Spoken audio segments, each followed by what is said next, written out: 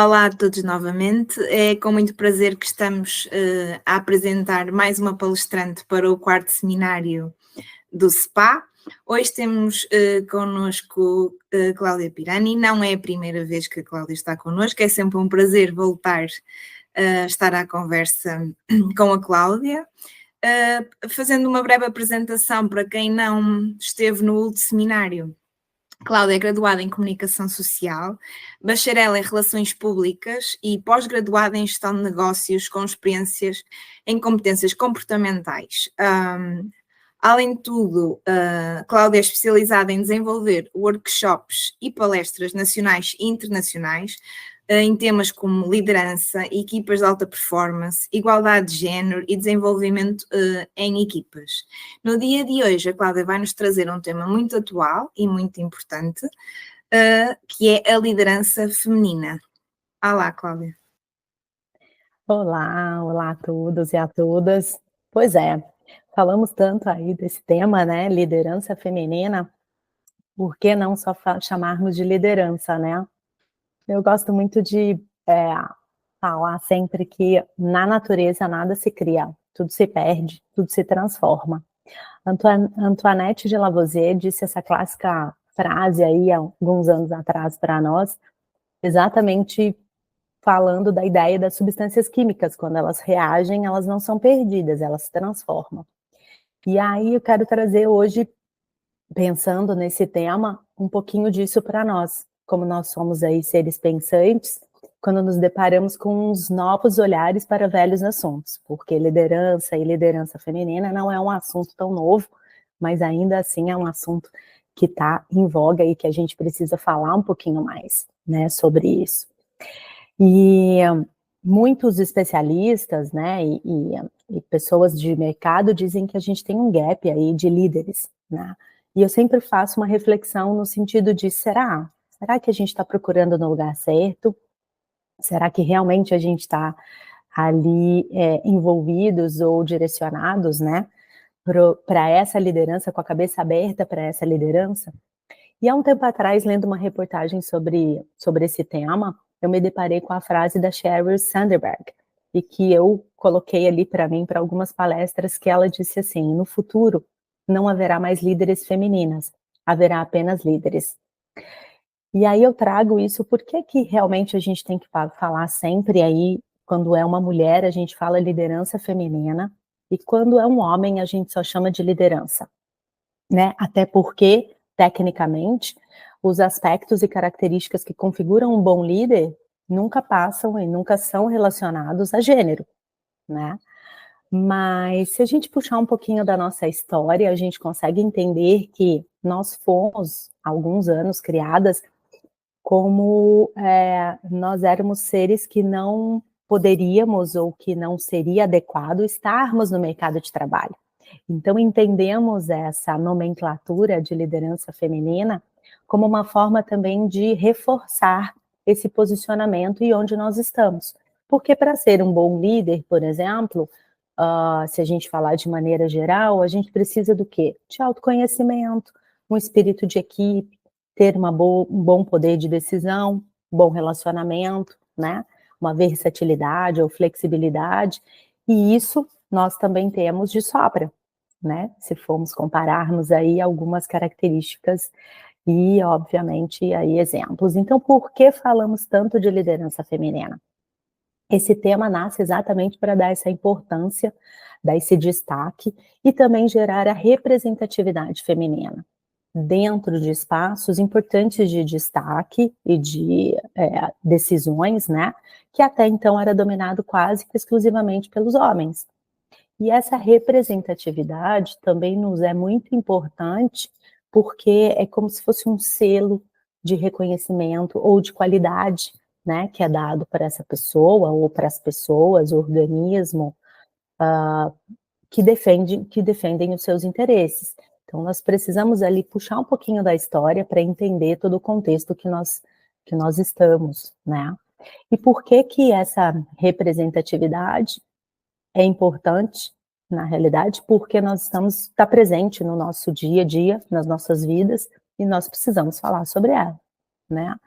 Qual que é essa importância, então, de trazer não só a representatividade, mas também a questão dessa liderança, desse reforço, né?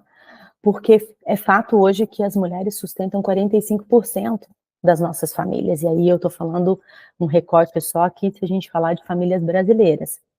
E isso, se a gente igualar ao rendimento dos homens, iria trazer uma mudança significativa, né? Então, além de nós sermos 45%, sustentarmos 45% das nossas famílias, a gente ainda tem uma outra questão que precisamos trazer aqui, que é a igualdade salarial.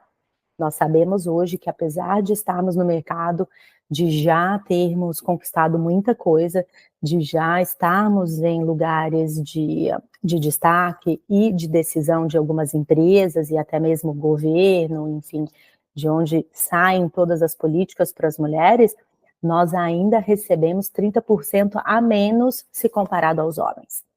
E aí, se a gente fizer um recorte ainda de mulheres negras, é ainda mais baixo, né? A diferença é ainda maior. Então, são algumas questões que eu acho que nós precisamos falar.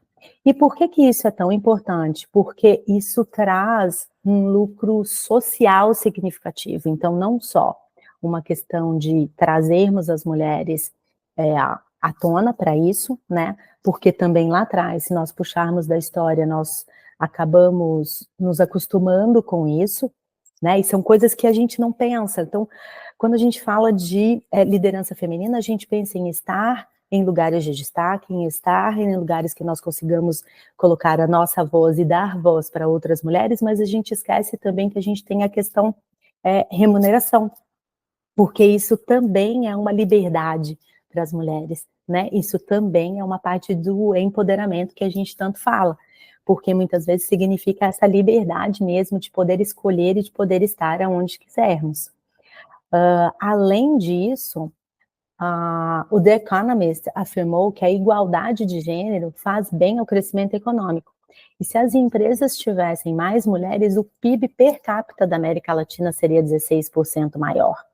Então, imagina, a gente não está falando só de um universo, ou só porque é moda, ou só porque a gente está falando da parte feminina, a gente está falando porque faz uma diferença muito grande em termos de resultados nas empresas. E a gente já tem algumas empresas que estão trabalhando isso e que têm realmente visto isso de uma forma significativa, né? Porque falar só também como a gente pode mensurar isso, né? E nada melhor do que a gente pegar empresas, porque elas estão baseadas ali, as mensurações e todo, né, sucesso, vamos dizer assim, vem de resultados significativos e monetários, de mensuração específica, e isso realmente reflete nesses lucros, né, nesses resultados efetivos em números. Então, já que os papéis de liderança são geralmente aqueles responsáveis pelas grandes mudanças, pela criação de estratégia, gestão de pessoas, entre outras coisas, por que não colocarmos mais diversidade nisso? Então, por exemplo, as lideranças de um governo são responsáveis pela criação de leis e projetos para o benefício do povo.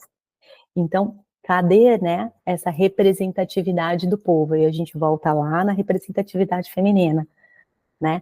Porque não adianta, os homens estão lá fazendo projetos e leis voltadas para as mulheres, mas nós sabemos as nossas dores e as nossas alegrias, né? Então, por que não trazer as mulheres e colocar as mulheres?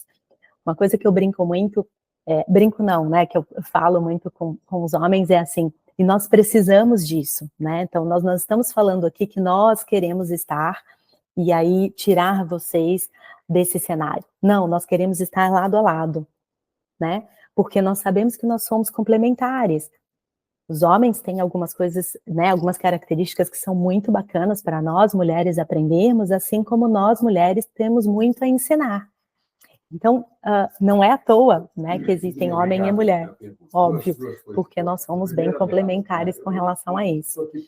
Então, nessa questão, é importante a gente colocar essa diversidade, inclusão e trazer essa questão de pertencimento, né? Uma empresa diversa, mas que não dá voz, não inclui as pessoas, não funciona. A inclusão é o que mantém a diversidade e traz a tão sonhada inovação de pensamentos diferentes, porque quando a gente tem pessoas das mais diversas áreas, né, inclui, dá voz, escuta essas pessoas, a gente tem então, novos olhares para velhos assuntos.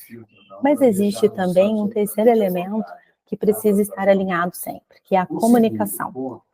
A comunicação facilita a integração entre os profissionais e ela faz com que essa comunicação, com que essa informação circule entre as áreas e que a liderança desça, por exemplo, até a estratégia para todos os funcionários. Então, consegue abarcar mais e trazer também, né, essa comunicação e informação para aliar na mudança cultural, trazendo, então, um senso de pertencimento. E a gente está falando num mundo que está diferente, a gente tem ouvido tanto falar no mundo bunny, né, que é disruptivo, que é inseguro, né, que tem mudanças o tempo inteiro, o mundo VUCA, né, e as organizações precisam cada vez mais desses perfis que desejam desafiar o status quo, que sejam disruptivos, produzir pensamento, colaborar com a cocriação de uma visão mais ampla e diferente, né, de tudo que a gente tem visto no mercado. E aí, quando a gente traz isso, é entender também que nós, como seres humanos, somos únicos nas nossas diferenças e que nós vamos atingir nosso objetivo, como eu disse, aprendendo juntos e juntas. Porque o que a gente vê também é, entre as empresas ou o mercado, é que a gente, muitas vezes, nós contratamos o cavalo selvagem, mas no final nós queremos que ele perca a sua essência e vire o pônei de circo girando no carrossel. Então, a gente quer que saia da caixinha, mas a gente quer, ao mesmo tempo, também colocar, né? Voltar com todo mundo nas caixinhas. Então, a gente precisa definir, ok. Então, a partir do momento que eu vou tirar dessas caixinhas, né? Que eu quero que pense fora da caixa, ou que pense mais amplamente, eu preciso dar voz e aí sim avaliar como é que isso tudo vai acontecer e como é que a gente vai incluir tudo isso, né? E aí, quão maior essas duas palavras significam, né? Quando a gente começa a dar esse sentido todo para isso, nesse admirável mundo novo que a gente está aqui conversando.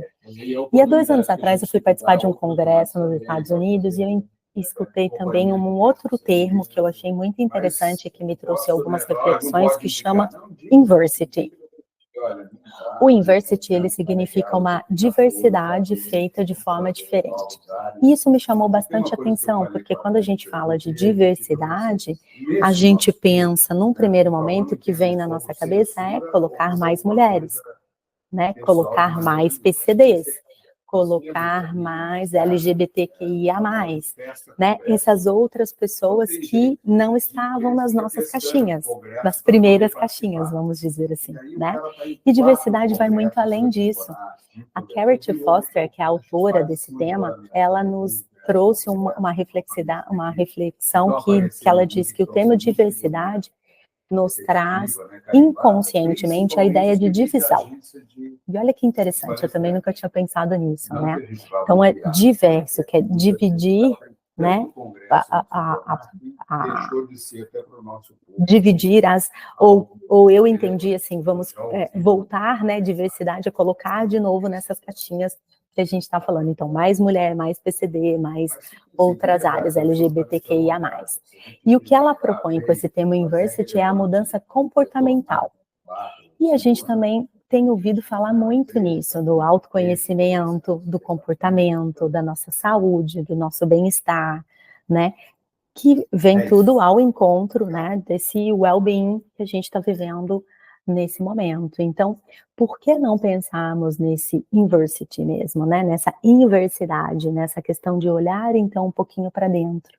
E é isso que esse tema traz para a gente, né, que, segundo ela, a maneira de mudar comportamento é de dentro para fora. Então, não adianta a gente só ficar falando, né, o que a gente quer, mas qual é o comportamento que a gente está fazendo? Qual é a mudança efetiva que nós fizemos no nosso dia a dia ou na nossa forma de pensar que traz realmente, né, e que vai dar essa mensuração para fora. Os especialistas concordam, especialistas em psicologia positiva, eles concordam com essa com esse tema e dizem que a mudança duradoura é realmente mais provável quando automotivada e enraizada, né? Então, ou seja, de dentro realmente para fora. E se a gente está falando que segundo a ONU até, ela afirma que a gente não vai ter mesmo nenhuma igualdade de gênero ou nenhuma mudança ou diferença nesse sentido até 2030, né? Porque apesar de nós já termos tido um avanço muito grande, de já termos conquistado uma série de outras coisas e estamos ainda, eu acho que essas celebrações elas são importantes, né? Precisamos celebrar todas as pequenas conquistas que tivermos, né? Ou que estamos tendo, ou que ainda teremos, mas apenas 3% das ocupações de cargos mais altos nas empresas são por mulheres, né? Nos cargos de gerência, em 2018, por exemplo, as mulheres ocupavam apenas 38% deles. E já tem estudos aí trazendo alguns números ainda maiores, porque também depois da pandemia nós acabamos regredindo um pouquinho, né? Atualmente, eu vi uma matéria da Women in Boardroom, que apenas 6% de CEOs são mulheres no mundo, né? Uma pesquisa realizada pela Deloitte até, que é uma empresa global de consultoria e auditoria, e que trazem aí vários outros estudos. Eu estou dando alguns números só para a gente poder ter a dimensão, né? Porque os números nos trazem essa dimensão, assim como as empresas têm ali a mensuração de resultados, a gente precisa dessas pesquisas e desses números para a gente entender o quão grande é isso, né? E apenas 8,4% dos conselhos mundiais são presididos por mulheres. Isso quando o recorte é Brasil, o número cai para 4%.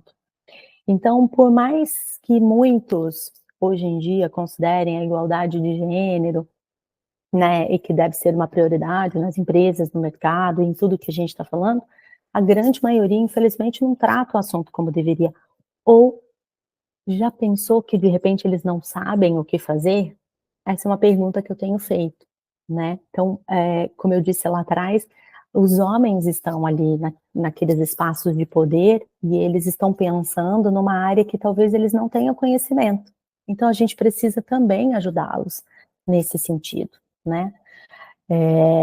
E aí trazer essa questão da diferença do salário, porque para eles não têm isso, nunca tiveram, né? Então, apesar de tudo isso, as mulheres precisam sentar à mesa, como eu digo, né? Então, vamos lá, porque só sentar do lado, a gente já está fazendo isso, mas a gente precisa também tomar essa atitude, e essa atitude também vem para nós, né? Então, parem de se subestimar sistematicamente as habilidades, porque nós temos habilidades e temos conhecimento, a questão é organizar isso, né? Então, a gente já tem essa maior flexibilização, já é nosso de buscar, né, atender a todos, a empatia acaba ajudando mais, essa tendência à cooperação, não comparação, né, a gente faz também bastante comparação, mas a cooperação, né, a gente acaba delegando e demandando outras pessoas à nossa volta, né, acaba tendo um melhor relacionamento interpessoal, porque a gente pensa aí de uma forma mais flexível, acolhedora, que possa atender a todos,